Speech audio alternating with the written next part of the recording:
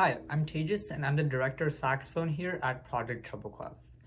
And today I'm going to be teaching you how to play your extreme high notes and low notes on your saxophone. Now, if you keep the same embouchure and ear support consistent through your entire range of notes, you'll find that your high notes will try to come out an octave lower than you're trying to play, and your low notes will come out an octave too high of what you're trying to play. So there's a couple of tricks and tips that I can give you guys on your embouchure and your ear support that'll help you keep those high notes and low notes consistent when you play. Now, first we're going to try to tackle the high notes. There's two main things that you can do when you want to play your high notes consistently. The first thing is you want to tighten up your embouchure. So what I mean by that is when you try to play your notes, you want to make sure that you squeeze your reed in your mouthpiece as much as you can. And also your ear support is going to be like you're blowing out a candle. You don't want to just push air through your instrument. You want to put a steady and sharp stream of air through your instrument. This will help you keep your high notes coming out consistently. For example, it should sound something like this. This is going to be my high D on the saxophone. Now, I'm going to try to do it normally without doing any changes to my air support or my embouchure. You can see it doesn't come out as consistently, and you can see the note trying to go lower and lower.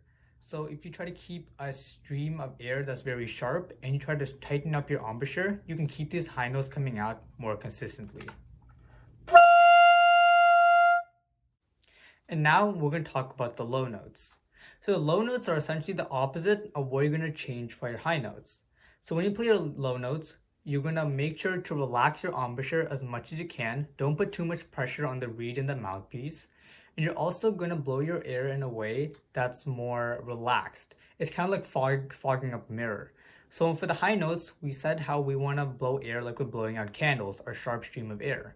But when we do low notes, we want to relax that air and do it like we're fogging up a mirror. So it just sounds something like this. I'm going to be playing a low B. So essentially a low B is just your three notes like this, with your pinky key right here and your pinky on the other side right here. So low B should sound something like this. Now I'm going to do it the normal way without relaxing my embouchure or blowing air like I'm fogging up a mirror. You can see the note is trying to go up to the upper octave B and it's not trying to play the lower ones. So that's why we want to relax our air, try to relax our embouchure. And that's essentially the basics on how to play your really high notes and low notes on your saxophone.